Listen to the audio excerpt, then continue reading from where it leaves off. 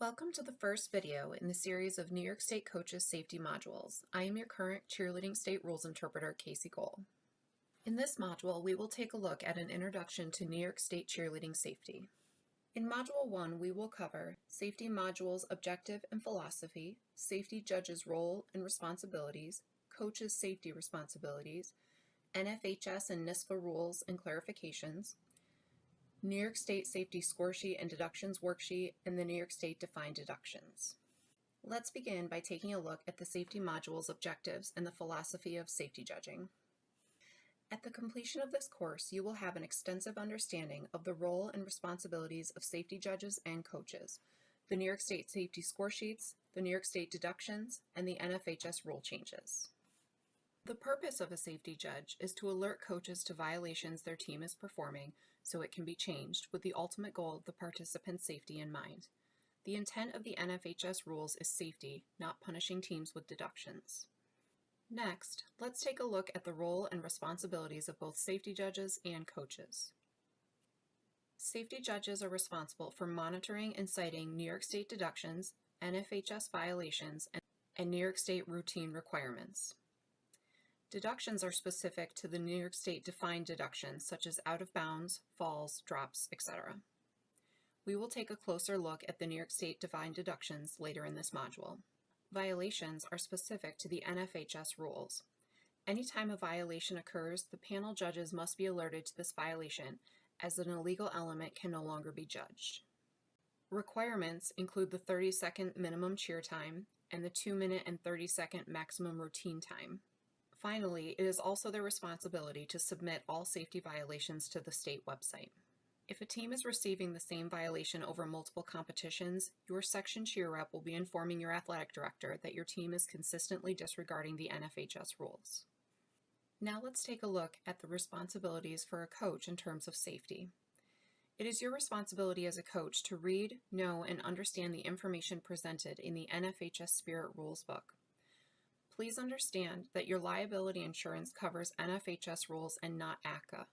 Therefore, you must be aware of the rules at all times and make sure you are performing only NFHS legal skills. You are not allowed to practice ACCA legal and NFHS illegal skills for national competitions that follow ACCA rules. Also beware that stunts that you learn at camps or see on YouTube and social media are not always legal. If you are ever unsure about a rule, you should not be waiting for a safety judge to catch illegal skills at competitions. So you'll want to check with your local rules interpreter on anything you're not sure about. Please note that you also have many good resources on the NYSPHSAA website, including a link to the NYSJ Safety webpage, a link to cheerrules.org, and a link to the Georgia State cheerleading video rulings. All of these resources have many video examples of legal and illegal stunts. If you have any questions about the legality of a specific stunt, you can contact your local rules interpreter and submit a video. If you are not sure who your local rules interpreter is, please contact your cheer rep for contact information. If your local chapter does not have an assigned rules interpreter, questions should be sent directly to the state rules interpreter. My contact information can be found on the NYSJ Safety webpage under the Chain of Command section. In most cases, questions about legality should be accompanied by a video. It is the coach's responsibility to inquire about all safety violations and warnings given and to resolve the issue. It's important to note that video review in a competition is currently only approved at the state cheerleading championships. Video review during any other competition in New York State is not allowed. Safety judges' calls are final for that competition, and if a ruling is overturned when you submit your video, it does not change the outcome of the competition in which the violation was called.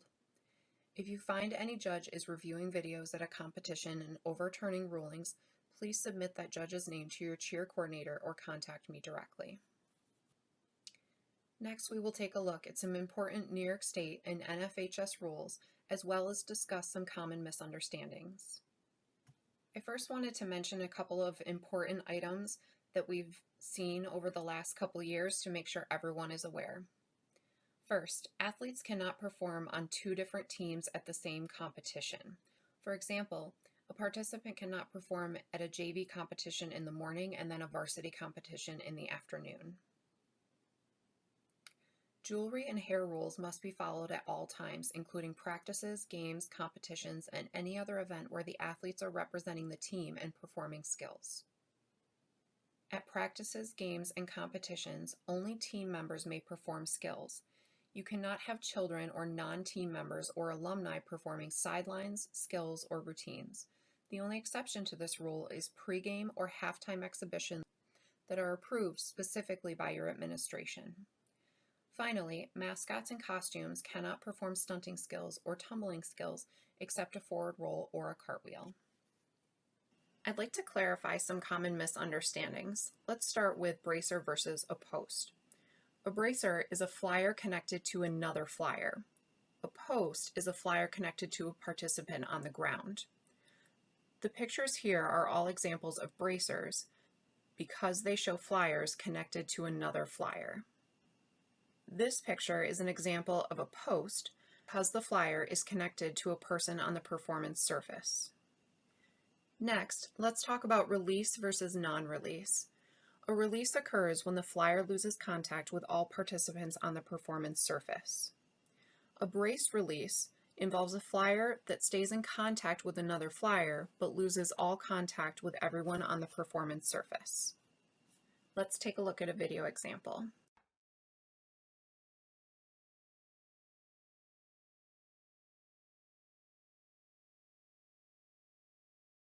This is an example of a non-release skill. Notice that the back spot grabs the flyer's foot before the switch occurs. This is a legal skill, but it's not a release skill. Next, let's discuss flips versus rolls. Both of these will involve the flyer performing hip over head rotation. You can see multiple examples of braced flips, suspended rolls, and braced rolls on the NYSPHSAA Safety webpage. A flip is a release skill. It requires 12 participants to perform. It must have hand-arm to hand-arm connection on each side of the flyer with a bracer. Each bracer must be in a double base prep with a spotter. A roll, on the other hand, has a flyer maintaining contact with a person on the performance surface. Suspended rolls are going to fall under the rules of 336. If a bracer is connected to a flyer on one side, it's considered a braced roll, which falls under rules for 334. Let's take a look at some video examples.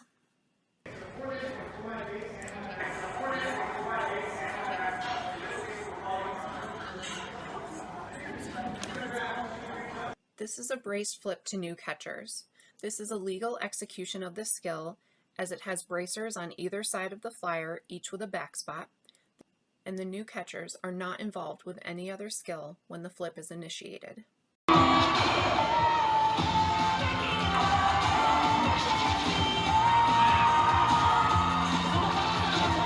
Here is another example of a braced flip. While they have at least 12 people involved in all the right places, they fail to have the flyer maintain hand-arm to hand-arm contact with each of the bracers, making this an illegal flip. If the flyer has hand-to-hand contact with each of the bracers, it would make this legal. Here is an example of a braced roll. You can see the hand-to-hand contact with each of the flyers doing hip over head rotation with someone on the ground. They should maintain this contact until the flyer is no longer inverted. Let's talk a bit about release skills.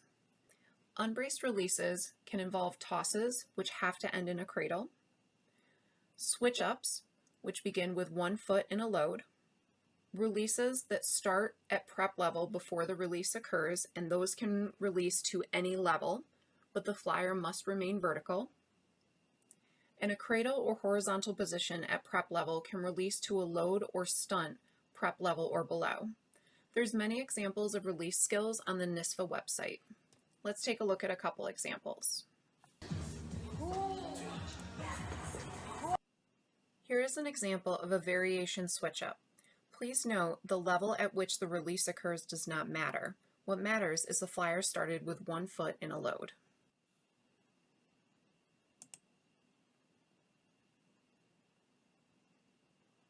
Here's an example of 335B1 exception. Before the release occurs, the flyer is brought to prep level so she can land at any level after the release. In this case, she ends at extended level.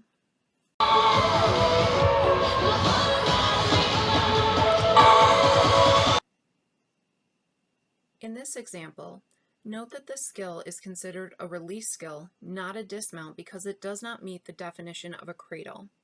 In a cradle, the flyer must be in a pike position. By holding their leg in the air, the flyers are not in a pike position. Therefore, this is an illegal release, 351, because it does not start at prep level before the release occurs. Also, the flyer does not remain vertical for the release.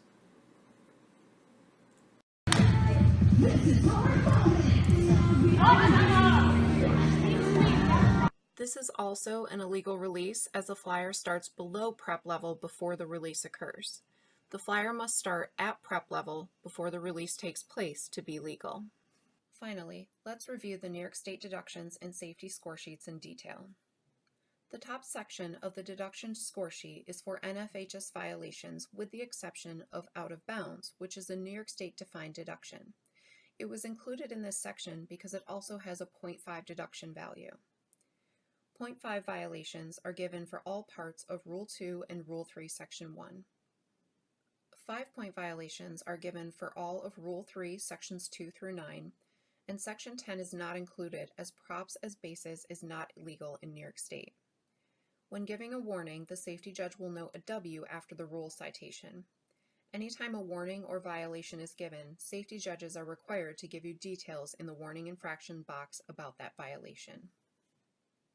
Here's the rule citation format. It first begins with the rule, the second part represents the section, and the third part represents the article, and if there's any sub-articles, they would be represented in parentheses. So for example, 2-1-7 is Rule 2, Section 1, Article 7.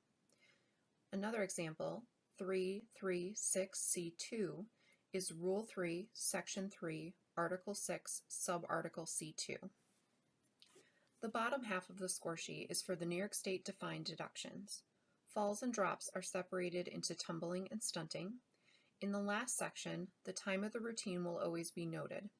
If a technical error occurred with the music, a TE will be noted just outside of the time box along with the number of seconds recorded for that technical error. Please understand that the time of the routine will always be noted with the technical error time already subtracted. If a technical error with music occurs right at the very beginning of a routine, the judge will restart their timer and a technical error will not be noted. The cheer time will also be noted. If the time is less than 30 seconds, a 5-point deduction will be assessed. If the overall time of the routine is over 2 minutes and 30 seconds, a 2-point deduction will be assessed.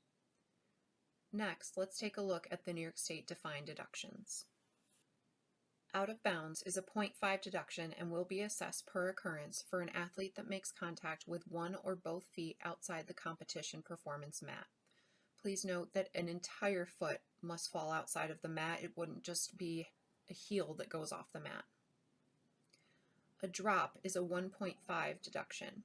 This is an individual, stunt, pyramid, or toss that falls to the performance surface. Top person or multiple bases or spotters land on the performance surface. Please note that when we're referring to a flyer hitting the ground for a drop deduction, we're talking about a body part forcefully hitting the ground. For example, a flyer cradles and she's unable to keep her legs up, so they gently touch the ground as she cradles, versus a flyer that cradles and her legs forcefully hit the ground. The second scenario should only be assessed as a drop. Drop should also not be included as a brush of the hand on the floor during the dismount. A drop involves a body part of the flyers forcefully hitting the ground. A fall is a 1-point deduction, an individual stunt or pyramid that clearly comes down to a cradle or dismounts early. This includes a base or spotter dropping to the floor during a cradle or a dismount. A bobble is a 0.25 deduction. This involves stunts and pyramids that almost fall but are saved. This includes excessive correction or movement by the bases. Knee or hand of a base touching the ground during a cradle or a dismount. A pyramid collapse is a 4-point deduction. This involves connected stunt groups in a pyramid that fall to the performance surface. Top person or multiple bases from a stunt group land on the performance surface. When multiple deductions should be assessed during a pyramid, then the sum of those deductions will not be greater than 4.0. Please note the essential element in this definition is multiple drops occurring in a pyramid sequence, meaning multiple top people or multiple bases hit the floor. Also note that if multiple falls within a pyramid sequence would result in a deduction greater than 4 points, only a single pyramid collapse would be assessed instead. A tumbling drop is a 1.5 deduction. This involves an individual's torso, head, or neck coming in weight-bearing contact with the performance surface. The individual does not complete the skill. Please note that having completed the skill means the athlete must properly land the skill and stand upright. So if they're still bent over and have not stood up, they have not completed the skill. To illustrate, situation A, an athlete does a punch front, does not complete the rotation, and lands on their bottom. This would be a deduction. Situation B, a layout completes the landing, meaning they stand up straight and then fall to their bottom. This would not require a deduction. The skill has been completed. A tumbling fall is a 1-point deduction. This involves an individual's elbows and/or knees coming in weight-bearing contact with the performance surface. The individual does not complete the skill. Please note the difference in body parts required to hit the ground is what qualifies them as either a drop or a fall.